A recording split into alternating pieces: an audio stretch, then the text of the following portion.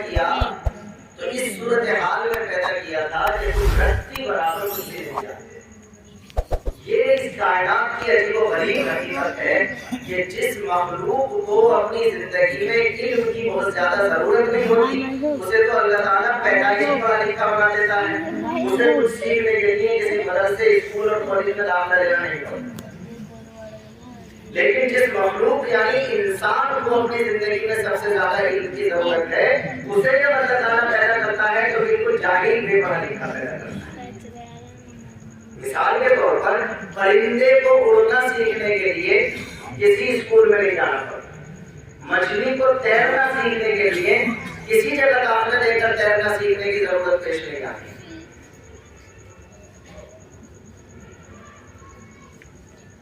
یہ اللہ کا عجیب نظام ہے. گرمی سردی کا انتظام بھی اللہ تعالیٰ نے ان جانوروں میں ان کے جسم کے اندر ہی سیٹ کر دیا.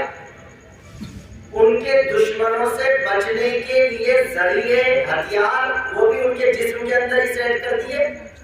کسی کو دانت ویسے دے دیے, کسی کو پنجے دے دیے, کسی کو کچھ اور دے دیا. لیکن انسان کا معاملہ بڑا عجیب ہے. اسے اگر علم حاصل کرنا ہے تب بھی اسے ایکسٹرا محنت کرنی پڑے گی. اسے سردی گرمی کے انتظام کے لیے کارخانے بنا کر اپنے لیے سردی گرمی کے کپڑوں کا بھی انتظام کرنا پڑے گا. اسے دشمنوں سے مقابلہ کرنے کے لیے بھی الگ سے کچھ نہ کچھ چیزوں کا انتظام کرنا پڑے گا. یہ 5 منٹ میرے لگے مگر میں آپ کی توجہ حاصل کرنے میں انشاءاللہ کامیاب ہو جاؤں گا. میں یہ بتلانا چاہ رہا ہوں کہ یہ عجیب و غریب حقیقت ہے اس کائنات کی کہ جن مخلوقات کو علم کی بہت زیادہ ضرورت نہیں ہے انہیں تو پیدائشی طور پر اللہ تعالیٰ اپنے آپ ہی دے دیتا ہے. لیکن جس مخلوق کو علم کی سب سے زیادہ ضرورت ہے یعنی انسان, اس کے بارے میں کہتا ہے کہ واللہ اخرجکم من بطون امہاتکم لا تعلمون شیئا. سے اس حال میں پیدا کیا تھا کہ تم رتی برابر کچھ بھی تو نہیں جانتے تھے. تمہیں یہ نہیں پتا تھا کہ کیا کھایا جاتا ہے, کیا پھینکا جاتا ہے. تمہیں یہ نہیں پتا تھا کہ کہاں پیشاب کیا جاتا ہے, کہاں پیشاب نہیں کیا جاتا. آج علم کا غرور ہے. کسی کو ڈاکٹر ہونے کا, کسی کو انجینئر ہونے کا, کسی کو حافظ ہونے کا, کسی کو مفتی ہونے کا, سب ایک ہی کھانے میں ہے. لیکن اللہ تعالیٰ آئینہ دکھا کر کے کہتا ہے کہ کبھی اپنی حقیقت بھی غور کیا کرو کہ جب تم پیدا ہوئے تھے تو کچھ نہیں جانتے. لیکن چونکہ علم کی انسان کو سب سے زیادہ ضرورت ہے اس وجہ سے اسی آیت میں جو آیت میں پڑھ رہا ہوں اسی آیت کے آدھے حصے میں تو اللہ تعالیٰ نے یہ بتایا کہ تم کچھ بھی نہیں جانتے تھے. لیکن چونکہ تمہیں علم کی بہت زیادہ ضرورت تھی تو اگلی اسی آیت کے آدھے حصے میں یہ بتایا کہ فَجَعَلَ لَكُمُ السَّمْعَ وَالْأَبْصَارَ وَالْأَفْئِدَةَ. اللہ تعالیٰ نے ہمارے جسم کے اندر, ہماری باڈی کے اندر, اس مشین کے اندر بڑے بڑے مدرسے اور اسکول لگا دیے. ایک کان کے ٹیلی فون کا اسکول لگا دیا, ایک آنکھ کے کیمرے کا اسکول لگا دیا, اور ایک دل اور دماغ کی بڑی یونیورسٹی لگا دی. آپ میں بول رہا ہوں اس سے بھی سمجھے اور کہیں کہیں بیچ میں رک رہا ہوں اس میں خود غور کریں کہ ہمارے لیے علم حاصل کرنے کا بہت بڑا ذریعہ یہ کان کا ٹیلی فون ہے اور آنکھ کا کیمرہ ہے. اور ان دونوں چیزوں کے ذریعے سے ہمیں روزانہ نئی نئی چیزوں کا علم حاصل ہوتا ہے اور وہ دل و دماغ کی میموری میں جا کر کے محفوظ ہوتا ہے. آج دنیا کا نوجوان سمجھتا ہے کہ موبائل اور سائنس نے بڑی ترقی کی. کتاب میرے موبائل میں تو ایسا کیمرہ ہے میں فوٹو لیتا ہوں اور کوئی بٹن دبانے کی ضرورت پیش نہیں آتی, وہ آٹومیٹک میموری میں سیٹ ہو جاتا ہے. پہلے جو موبائل آتے تھے وہ ایسے ہوتے پہلے فوٹو کھینچو اور اس کے بعد بٹن دباؤ تب جا کر کے وہ سیٹ ہوگا. لیکن اب تو آٹومیٹک کیمرے آ گئے, فوٹو کھینچو آٹومیٹکلی وہ میموری میں چلا گیا. انسان تعجب کرتا ہے, اللہ کی تخلیق پر غور نہیں کرتا. اللہ نے پہلے انسان حضرت آدم علیہ السلام کو بنایا اور ان کی آنکھ کا کیمرہ بنایا تو وہ آٹومیٹک کیمرہ بنایا تھا. اس میں کسی کو بٹن دبانے کی ضرورت تھی. آپ مجھے دیکھ رہے ہیں, میں آپ کو دیکھ رہا ہوں اور آپ کی آنکھ کا کیمرہ ہمارا فوٹو لے رہا ہے اور آٹومیٹک فوٹو لیتے ہی یہ دماغ میں چلا جا رہا ہے. اگر ہم 1 مہینے کے بعد 2 مہینے کے بعد کسی جگہ آپ کو ملیں گے تو ہو سکتا ہے آپ سر بجانے اتر کے اور کہیں گے آپ کو کہیں نہ کہیں دیکھا ہے. اور جس وقت آپ یہ کہیں گے کہ ہم نے آپ کو کہیں دیکھا ہے تو آنکھ نہیں کھلائیں گے بلکہ کیا کھلائیں گے, سر. اس لیے کہ آنکھ کے کیمرے کا کام تو صرف اتنا تھا کے اس نے فوٹو لیا اور دماغ میں پہنچا دیا. اب جب آپ 2 مہینے کے بعد ملیں گے تو آنکھ سے نہیں پوچھیں گے کہ یہ کون ہے, دماغ کو بجا کر اندازہ لگائیں گے کہ یہ بندہ کہیں نہ کہیں کہنے دے. میں زیادہ تفصیل میں نہیں جاؤں گا اس لیے کہ خود میں نے اپنے آپ کو پابند کر لیا ہے, لیکن میں ایک بات مکمل کر چکا آپ سے, اور وہ یہ ہے کہ ریل بنیادی طور پر انسان کی فطرت کا تقاضا ہے. اگر کوئی یہ قسم بھی کھا لے کہ مجھے علم نہیں حاصل کرنا, تب بھی روزانہ اسے علم ضرور حاصل ہوگا. جب رات کو وہ لیٹے گا اور وہ اندازہ کرے گا تو اسے پتہ چل جائے گا کہ کل کے مقابلے میں آج یہ والی 10 15 20 چیزیں مجھے زیادہ معلوم ہوں. اس لیے کہ انسان کی مشین ہی کو ایسا بنایا گیا کہ بغیر علم حاصل کیے وہ رہ ہی نہیں سکتے. ایک بات علم بولو انسان کی بنیادی ضرورت ہے, ہماری مشین کا تقاضا ہے. پیغمبر نے فرمایا ماں کی گود سے لے کر قبر میں جانے تک علم حاصل کرو. اس کا مطلب یہ ہے کہ جب تک بھی انسان زندہ ہے وہ ہر لمحے علم حاصل کرتا ہے. ہمارا بچہ جو پیدا ہوتا ہے نا, جسے ہم 1 مہینے کا اور 15 دن کا سمجھ کر اس کے سامنے جو چاہے بولتے رہیں, اس کے سامنے جو چاہے کرتے رہیں. میں اس موضوع پر بات نہیں کر رہا, اسلامی بات کرتا تو یہ والی بات کرتا, لیکن یاد آتی تو بتا رہا ہوں, وہ جو ہمارے پاس 15 دن کا اور 1 مہینے کا بچہ لیٹا رہتا ہے, اس کے کان کا ٹیلی فون بھی کام کر رہا ہوتا ہے, اس کی آنکھ کا کیمرہ بھی کام کر رہا ہوتا ہے. اور جب وہ بولنے کے لائق ہوتا ہے تو اس کی زبان سے وہ نکلتا ہے جو وہ سنتا ہے, وہ نہیں نکلتا جو آپ اسے بتانا چاہتے ہیں. جس گھر میں گالیاں دی جاتی ہے, بچہ جیسے ہی بولنا شروع کرے گا سب سے پہلے گالی دے گا. آپ اگر اسے ڈانٹیں گے کہ بیٹا گالی نہیں دیتے تو اسے مت ڈانٹیے. آپ نے اپنے گھروں میں گالیاں دی ہیں, اس بچے نے 2 مہینے کی عمر سے ہی اپنے کانوں سے گالیوں کو سنا. یہ میڈیکل سائنس کہتی ہے بچہ جب بولنے کے قابل ہوتا ہے تو اس کی زبان سے وہ نکلتا ہے جو وہ کانوں سے سن رہا ہوتا ہے, اور اس کے ہاتھ پیر سے وہ ظاہر ہوتا ہے جو وہ آنکھوں سے دیکھ رہا ہوتا ہے. دوبارہ سے سن لیجیے میری اس بات کو. بچہ جب بڑا ہونا شروع ہوتا ہے تو اس کی زبان سے وہ نکلتا ہے جو وہ کانوں سے سنتا ہے, اور اس کے ہاتھوں سے وہ ظاہر ہوتا ہے جو وہ اپنی آنکھوں سے دیکھتا ہے. اگر کسی کی ماں نماز پڑھتی ہے تو جیسے ہی بچہ بڑا ہوگا, کچھ کرنے کے قابل ہوگا, تو وہ بلا وجہ کوئی مسلح ٹائپ چیز اٹھائے گا اور اس پہ ٹکرا مارنی شروع کر دے گا, نیچے کو جھک کر رکوع کرے گا, سجدہ کرے گا. بچہ جب یہ کرے گا تو ماں خوش ہوگی, سوچے گی نماز پڑھ رہا. بس یہ اس بات کا اس نے سبق حاصل کر لیا کہ اس کی آنکھ کے کیمرے نے روزانہ اپنی ماں کو اسی طرح کی ایکٹیویٹیز اور حرکت کرتے ہوئے. تو بڑے ہی کا کمرہ اور ٹیلی فون کام نہیں کرتا علم حاصل کرنے کے لیے. پیدائش کے فوراً بعد بچے کا کام اور بچے کی آنکھ علم حاصل کرنا شروع کر دیں. بات لمبی نہ ہونے لگے. نمبر 1 علم انسان کی ضرورت. نمبر 2 انسان کے بعد جو انسان مسلمان بھی ہو, جیسا کہ ہمیں اللہ کے فضل سے, تو جو انسان مسلمان بھی ہے اس کا علم سے ڈبل رشتہ ہے, اور علم مسلمان کے اسلام کی خوبصورتی اور اس کا زیور. بھول نہ جائیے گا, پہلی بات میں نے یہ کہی کہ علم انسان کی ضرورت ہے, تو جو بھی انسان ہے, لیکن جو انسان پلس مسلمان بھی ہے, انسان بھی ہے, اللہ کے فضل سے مسلمان بھی ہے, تو اس کا علم سے ڈبل رشتہ قائم ہو جاتا ہے. اور مسلمان کے لیے علم اس کے اسلام کی خوبصورتی اور زیور ہے. اس لیے کہ مسلمان ہو اور علم سے دور ہو, اس کا تو تصور بھی نہیں کیا جا سکتا. اس لیے کہ مسلمان کی اسلامی زندگی 1 منٹ بھی بغیر علم کے نہیں چل سکتی. اور کیجیے گا میرے جملے پر, ایک لفظ سوچ کر بولنا. مسلمان کی اسلامی زندگی 1 منٹ بھی بغیر علم کے نہیں چل سکتی. اس وجہ سے مسلمان کا تو علم سے ایک رشتہ نہیں بلکہ ڈبل رشتہ قائم ہو جاتا ہے. اگر یہ بات ابھی پوری کی طرح نہیں سمجھ پائے تو مثال دیتا ہوں. مثال کے طور پر آپ نے کسی غیر مسلم بھائی کو اسلام کی دعوت دی, سمجھایا کہ اللہ کو مانو, اللہ مالک ہے, خالق ہے, اس نے بنایا, یہ کیا وہ کیا, آپ نے دعوت دی. اللہ نے اس کے دل کو اطمینان کر دیا, کلمہ پڑھ کر مسلمان مطلب نہیں ہے. اور سے جیسے ہی وہ کلمہ پڑھ کر مسلمان ہوا, آپ نے جو گھڑی دیکھی تو سورج غروب ہونے میں آدھا منٹ رہ گیا. سمجھ رہے ہیں مسئلہ؟ جس وقت اس نے کلمہ پڑھا تو سورج غروب ہونے میں کتنے منٹ رہ گئے؟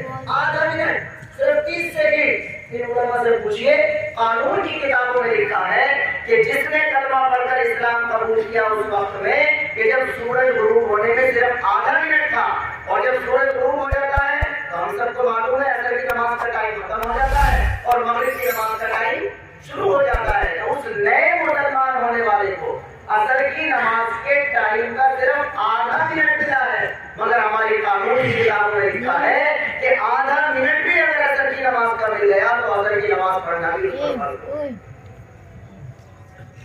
اب آدھا منٹ میں استنجا سیکھے گا، وضو سیکھے گا، قرآن سیکھے گا، سورہ فاتحہ قل اللہ سیکھے گا، التحیات سیکھے گا، کیسے کرے گا آدھے منٹ میں نماز کو؟ تو چاہے ادا نہ پڑھ سکے، قضا کرنا واجب ہو جائے گا اس کے لیے، لیکن 30 سیکنڈ اور آدھے منٹ کے مسلمان سے بھی نماز معاف نہیں ہو سکتی۔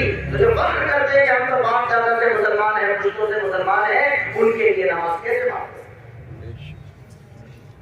تو آدھا منٹ کا بھی مسلمان، میں نے بتلایا اسلام سے علم کا اتنا زیادہ رشتہ ہے کہ مسلمان کی اسلامی زندگی تو آدھا منٹ بھی علم کے بغیر نہیں چل سکتی۔ آج اگر کوئی مسلمان ہوا فوراً نماز آئی، نماز کے مسئلے کا پتہ کرنا پڑے گا، آگے رمضان کا چاند دکھائی دے گیا، روزے کا پتہ کرنا پڑے گا، جن چیزوں سے ٹوٹ جاتا ہے جن چیزوں سے نہیں ٹوٹتا، حج کی درخواست دینی وہ منظور ہو گئی تو اب پتہ کرنا پڑے گا طواف کیسے کیا جاتا ہے، قربانی آ گئی تو پتہ کرنا پڑے گا کیسے جانور کو قربان کیا جاتا ہے، کیسے جانور کو قربان نہیں کیا جاتا۔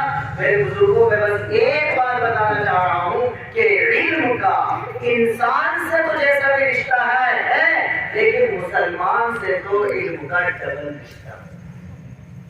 اگر کوئی شخص مسلمان ہونے کے باوجود علم سے دور ہے تو وہ اپنے نیچر اور فطرت سے بھی بھاگ رہا ہے اور اپنے اسلام کا بھی جیسا اسے حق ادا کرنا چاہیے ویسا حق ادا تو تیسری بات، یہ جو علم ہوتا ہے نا بزرگوں، یہ ویسے دین کا بھی ہوتا ہے دنیا کا بھی ہوتا، دین کا بھی اور دنیا کا بھی۔ آپ سوچیں کہ مدرسے یا جلسات میں دنیا کے علم کو ناجائز بتا دوں گا تو ایسا نہیں بتا رہا، کچھ نہیں بتا رہا۔ ناجائز تو چند چیزیں ہوتی ہیں، علماء سے پوچھ کر پتہ چل جاتا، جیسے جادو سیکھنا ناجائز ہے، کیوں چکر میں پڑا کسی کے رشتے کسی کے تعلق ختم کروانے کے ناجائز ہے جادو کرنا، لیکن زیادہ تر چیزیں اپنے طور پر جائز ہوتے ہیں۔ لیکن یہ تیسری بات میری یاد رکھیے کہ دنیا کے علم کا سسٹم اللہ تعالیٰ نے ایسا بنایا ہے کہ ایک آدمی اگر سیکھ لے تو سینکڑوں کا کام ہے۔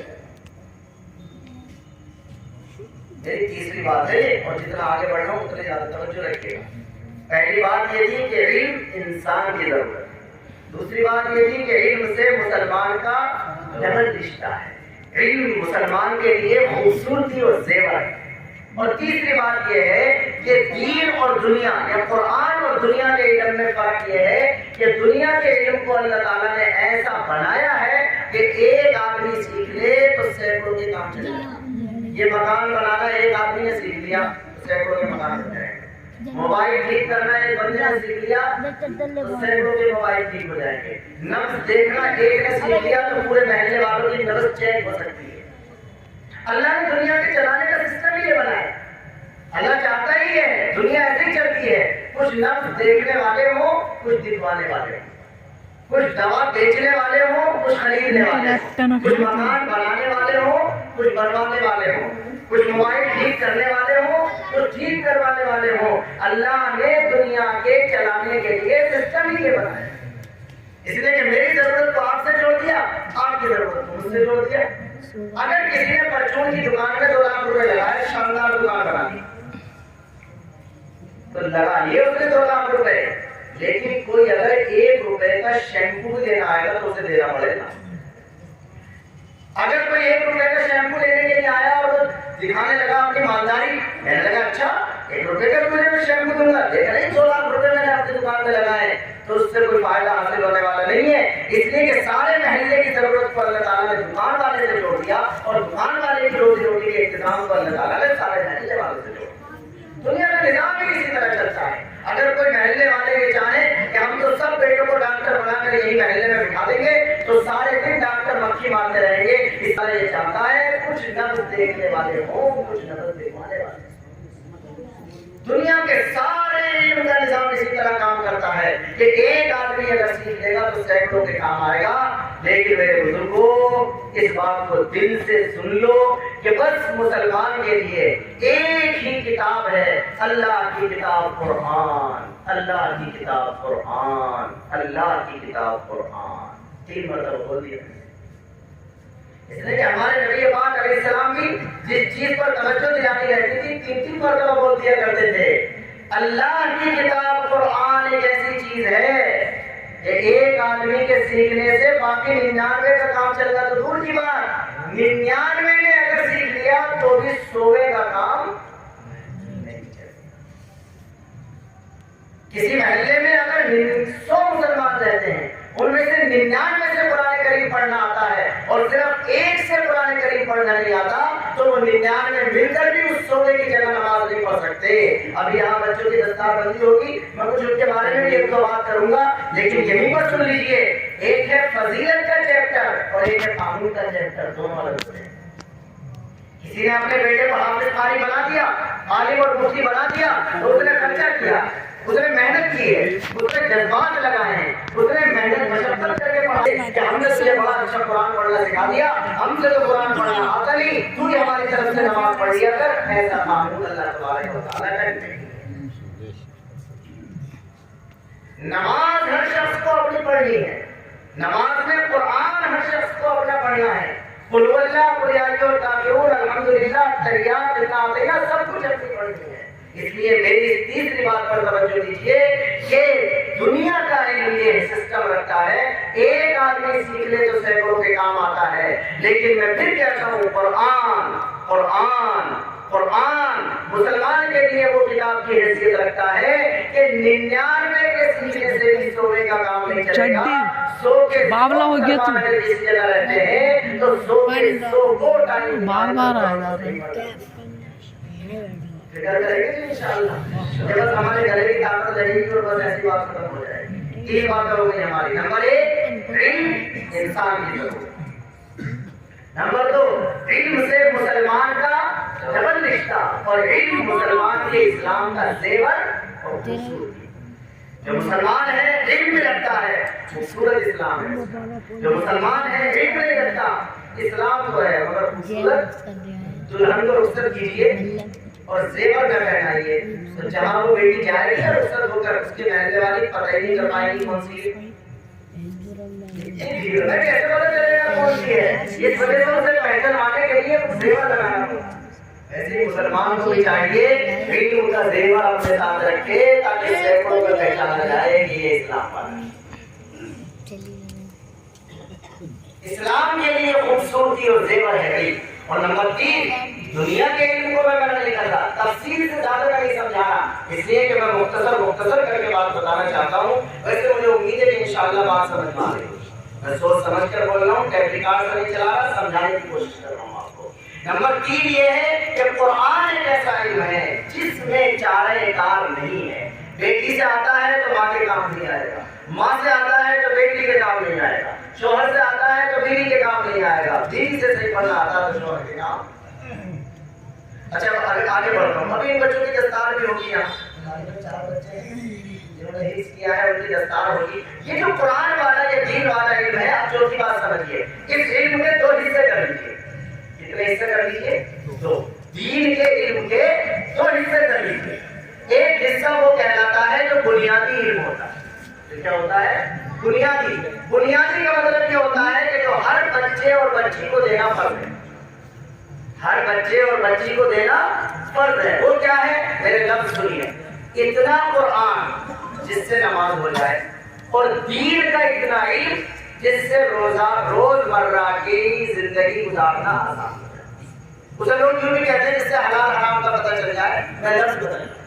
قرآن کا اتنا علم جس سے نماز ہو جائے اور دین کا اتنا علم جس سے ہماری روز مرہ کی زندگی آسانی کے ساتھ نماز روزہ زکات حج وغیرہ والی گزر جائے. یہ دین کا بیسک لیول ہے، بنیادی علم ہے. اور بنیادی علم کا مطلب یہ ہے کہ ہر بچے اور بچی کو اتنا علم دینا فرض ہے.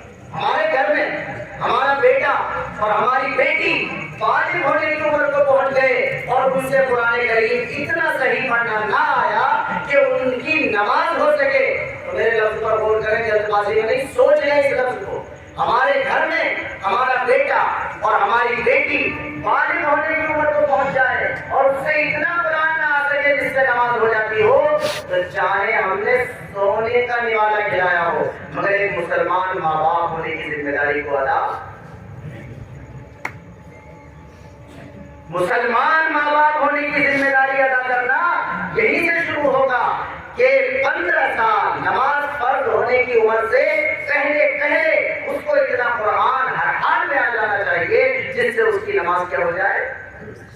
تو دین کا ایک بنیادی علم ہوتا ہے، یہ بنیادی علم 100% اس کا رزلٹ چاہیے. ہر مسلم بچے اور بچی کے پاس اتنا بنیادی علم ہونا ضروری ہے. اور دوسرا درجہ ہوتا ہے ہائیر ایجوکیشن، اعلیٰ تعلیم. اعلیٰ تعلیم سب کو دینا ضروری نہیں ہوتا، کچھ کو دے دو تو کام چل جاتا ہے. پھر سنیں میرے لفظ کو، بنیادی تعلیم 100% دینا ضروری ہوتا ہے اور اعلیٰ تعلیم 10% 20% دے دی جائے تو کام چل جاتا ہے. جیسے سب کا ڈاکٹر ہونا ضروری نہیں، لیکن کچھ کا تو ڈاکٹر ہونا ضروری ہے. اگر سارے لوگ یہ سوچ رہے ہیں بس ہم تو اپنے بچوں کو انٹر کرائیں گے اس کے بعد دکان کرائیں گے بس، تو ٹھیک ہے صاحب دکان کرا دو انٹر کے بعد، لیکن کچھ تو ڈاکٹر ہونے چاہیے. ورنہ آدمی جب در پر تمہیں پہلے بیمار ہوتا ہے تو پہلے گلی محلے میں دوا دے دیتا ہے، لیکن زیادہ پریشانی ہو تو اب سوچتا بھی گلے کا اسپیشل ڈاکٹر چاہیے، پیٹ کا اسپیشل ڈاکٹر چاہیے، آنکھوں کا اسپیشل ڈاکٹر چاہیے. تو سب کا اسپیشل ہونا ضروری نہیں ہے، لیکن کچھ کا تو اسپیشل ہونا بھی ضروری ہے. ایسے دین کی تعلیم میں سب کا اسپیشل ہونا ضروری نہیں ہے، لیکن کچھ کا تو اسپیشل ہونا بھی ضروری ہے کہ نہیں. دین کی تعلیم کے جو اسپیشل بندے بنتے ہیں وہ یہ مدرسے بناتے ہیں. پورا قرآن یاد کرا دیا وہ اسپیشل بن گیا جسے حافظ کہتے ہیں. پورا قرآن اچھا پڑھنا سکھا دیا وہ اسپیشل بن گیا جسے قاری کہتے ہیں. پورے قرآن کا ترجمہ سکھا دیا عربی گرامر سکھا کر 7-8 سال لگوا کر، تو وہ اسپیشل بندہ بن گیا جسے مولانا عالم اور مفتی صاحب کہا جاتا ہے. یہ مدرسے دین کی تعلیم کی جو اعلیٰ تعلیم ہے اس کے لیے اپنا کام کر رہے ہوتے ہیں. تو میں یہ بتا رہا ہوں کہ ویسے بنیادی تعلیم تو ہر بچے اور بچی کو دینا فرض ہے، لیکن کوشش کیجیے کہ ہمارے گھروں میں دین کے اعلیٰ تعلیم والے بھی پیدا ہو جائیں. یہ بچے ابھی آئیں گے، ان کی یہاں دستار ہوگی، آپ سب خوشی خوشی دستار کریں گے، علماء یہاں دستار کریں گے. آپ بہت بزرگ ذمہ دار لوگ یہاں جلسے میں بیٹھے ہوئے ہیں. ہمیں تو آپ لوگوں نے یہ بتایا ہے کہ پرانے زمانے میں جو خاندان کے سب سے بڑے عمر والے ہوتے تھے ان کے سر پر پگڑی باندھ دی جاتی تھی کہ لو جی تم ہمارے خاندان کے مکھیا ہو، تم جو بھی کہہ دو گے وہ چلے گا. اور ہمیں تو یہ پتہ چلا کہ بڑی عمر والے کو پگڑی بنتی ہے، کیونکہ بڑی عمر والے کو پگڑی باندھ کر اسے اپنا سردار مان لیا جاتا ہے. لیکن یہاں 12 سال کے بچے کو پگڑی بن رہی ہے، 14 سال کے بچے کو پگڑی بن رہی ہے، 10 سال کے بچے کو پگڑی بن رہی ہے. وہ کسی کا نوازا ہے، کسی کا پوتا ہے، کسی کا بھانجا ہے، کسی کا بھتیجا ہے. اتنی چھوٹی عمر میں پگڑی باندھی جا رہی ہے. ذرا اچھی طرح غور کر لینا، اس پگڑی باندھتے ہوئے گویا ہم سب یہ کہہ رہے ہوتے ہیں کہ چاہے تو 12 سال کا ہے، چاہے تو 14 سال کا ہے، چاہے تو ہمارا بھانجا بھتیجا ہے، لیکن تو وارث بن گیا جناب رسول اللہ صلی اللہ علیہ وسلم کا. اس وجہ سے ہم آج ہی سے تجھ کو اپنا سردار تسلیم کر رہے ہیں. جو بچے یہ اعلیٰ تعلیم حاصل کر لیتے ہیں یہ نبی کے ڈائریکٹ وارث بن جاتے ہیں. اپنے ماں باپ کی وراثت کل کو ان کو ملے گی. کسی کو دکان ملے گی، کسی کو مکان ملے گا، کسی کو کھیتی ملے گی، کسی کو بینک بیلنس ملے گا. وہ ساری میراث کھٹ میراث ہو گئی، اس لیے کہ اپنے باپ دادا کی میراث کا وارث بننے سے پہلے اللہ تعالیٰ نے اس کو اپنے نبی پاک صلی اللہ علیہ وسلم کا وارث بنا. اس سے بڑی دولت اس کے لیے اور کیا ہو سکتی ہے؟ حافظ. اچھا قرآن کے سب سے پہلے حافظ کون سے بھائی؟ ارے بولو بھائی، ہمارے نبی. قرآن کے سب سے پہلے قاری ہمارے نبی، قرآن کے سب سے پہلے عالم ہمارے نبی. جو آیتیں میں نے پڑھی تھی نا تو ہر دن کی لسان کا لکھا لگی، ان آیتوں میں اللہ تعالیٰ نے اپنے نبی کی تینوں کوالٹی کو بیان کیا ہے. ان علینا جمعہ و قرآن، اے نبی ہماری ذمہ داری ہے اس قرآن کو آپ کے سینے میں جمع دینا. اس کا مطلب ہے کہ آپ حافظ تھے. وہ قرآن، اور اے نبی ہماری ذمہ داری ہے اس قرآن کو آپ کی زبان سے پڑھوا دینا. اس کا مطلب ہمارے نبی پاک علیہ السلام قرآن کے قاری تھے. ثم ان علینا بیانا، اور ہماری ذمہ داری ہے اس قرآن کا ترجمہ اور مطلب آپ کے ذریعے سے سارے انسانوں تک پہنچوا دینا، اس کا مطلب اس قرآن کے عالم بھی سب سے پہلے ہمارے نبی پاک علیہ السلام، جس کی نسل میں، جس کی اولادوں میں حافظ بن کر تیار ہو گیا، قاری بن کر تیار ہو گیا، عالم بن کر تیار ہو گیا، وہ زمین جائیداد کا وارث بنے گا بعد میں، لیکن وہ وارث بن گیا جناب رسول اللہ صلی اللہ علیہ وسلم۔ اچھا ایک بات بتاؤ، دوبارہ سے دوہرا رہا ہوں، علم انسان کی ضرورت، علم مسلمان کا زیور، اور دنیا کا علم بھی خوب سیکھیے مگر اس کا فلسفہ سمجھ لیجیے، ایک سیکھ لے تو سینکڑوں کے کام آ جاتا ہے، لیکن قرآن کا فلسفہ یہ ہے 100 کے 100 کو صحیح پڑھنا سیکھنا پڑے گا۔ اگر 100 میں سے 99 نے سیکھ لیا، صرف ایک نے نہیں سیکھا تو 99 مل کر بھی ایک کی جگہ نماز نہیں پڑھ سکتے۔ 100% قرآن کریم کو سیکھنا پڑے گا۔ پھر 2 درجے میں نے کر دیے، ایک بنیادی لیول جو ہر بچے اور بچی کو دیا جائے گا، اور ایک اعلیٰ تعلیم۔ اعلیٰ تعلیم سب کو دینا کوئی ضروری نہیں ہے، لیکن کچھ کو تو دینا ضروری ہے۔ اگر سب یہ سوچ رہے ہیں کہ بس 10 سورتیں یاد کرا کے چھٹی کرو تو حافظ جی کہاں سے ملے گا تراویح پڑھانے کے؟ اگر سب یہ سوچ رہے ہیں کہ 10 سورتیں یاد کرا کے چھٹی کرو تو مفتی صاحب کہاں سے ملیں گے مسئلہ بتانے کے لیے؟ تو جیسے سب کا ڈاکٹر ہونا ضروری نہیں، کچھ کا ڈاکٹر ہونا ضروری ہے، ویسے سب کا حافظ قاری اور مفتی ہونا ضروری نہیں، مگر کچھ کا تو حافظ قاری اور مفتی ہونا بھی ضروری ہے۔ اچھا میرے بزرگوں میں بات بتاؤ، یہ کچھ اگر ہمارے گھر میں پیدا ہو جائے تو اچھی بات ہے کہ نہیں؟ ارے وہ کچھ ڈاکٹر جو ہے وہ دوسرے کے گھر میں پیدا ہونے کی بجائے ہمارے گھر میں پیدا ہو جائے تو مزہ آ جاتا ہے کہ نہیں آ جاتا؟ ویسے یہ دین کی تعلیم والے جو کچھ ہیں اسپیشل والے، یہ بھی اگر ہمارے گھر میں پیدا ہو جائے تو بڑے مزے کی بات ہے۔ اس وجہ سے میں کہتا ہوں کسی کے بچے کو حافظ دیکھ کر منہ میں پانی آنا چاہیے، کسی کے بچے کو قاری دیکھ کر رشک آنا چاہیے، کسی کے بچے کو عالم دیکھ کر دل میں جذبہ پیدا ہونا چاہیے، بلڈنگ، کمرے، مکان، موبائل، مائک دیکھ کر نہیں، بلکہ کسی کے بچے کو جناب رسول اللہ صلی اللہ علیہ وسلم کا وارث بنتے ہوئے اگر کوئی دیکھے تو اسے اپنے بچے اور اپنی اولادوں کو ایسا اسپیشل دین کا علم رکھنے والا بنانے کا لالچ اس کے دل میں پیدا ہونا چاہیے۔ کریں گے بھی کوشش انشاءاللہ۔ بنیادی تعلیم ہر بچے اور بچی کو دیں گے، لیکن اعلیٰ تعلیم کسی کے بارے میں تو سوچ لیجیے کہ اس بیٹے کو عالم بنائے دیتے ہیں، اس بیٹے کو حافظ بنائے دیتے ہیں، اس بیٹے کو قاری بنائے دیتے ہیں، اس لیے کہ ایک بات اور سن لیجیے، جس گھر میں جس لائن کا اسپیشل بندہ بن جاتا ہے سب سے پہلے اس کا فائدہ اسی گھر والوں کو ہوتا ہے۔ ذرا میں رک کر بتا دوں، میرا حساب تو پورا ہوا 10-50 ہو گئے، لیکن بھول چوک لینی دینی تھی، 5 منٹ اور کیے لیتا ہوں۔ یہ میرا مزاج ہے بات کرنے کا، پہلی بار کر رہا ہوں آپ سے، تو اس لیے کہ میں یہ بتا دیتا ہوں کہ کتنی دیر کروں گا تو تھوڑا مجھے بھی شرم سے آ رہا ہے کہ آگے نہ جاؤں، بات ٹائم پر پوری ہو جائے، اور یہ بھی بتا دیتا ہوں کہ کیا بات کرنی ہے تاکہ سمجھنا آسان ہو جائے۔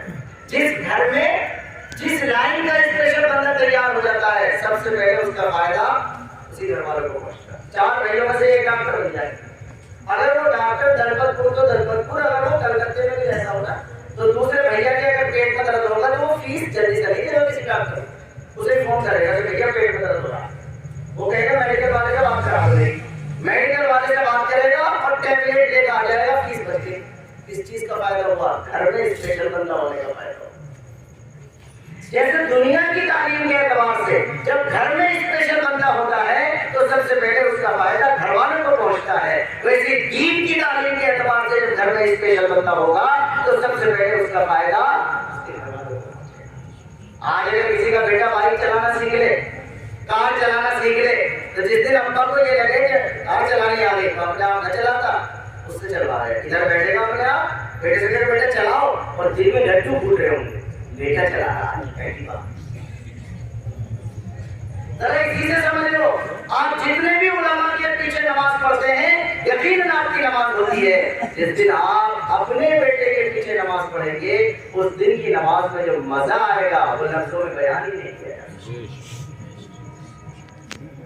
میرے انتقال کے بعد میرے سینے کے سامنے جو بھی عالم کھڑے ہو کر میری نماز جنازہ پڑھائے گا یقیناً میری نماز جنازہ ہو جائے گی، لیکن اگر کسی ماں اور باپ کے سینے کے سامنے اس کا سگا بیٹا کھڑے ہو کر نماز جنازہ پڑھائے گا تو جس دل سے اپنے ماں باپ کے لیے وہ دعا کرے گا کوئی دوسرا وہ جذبہ کہاں سے لے کر؟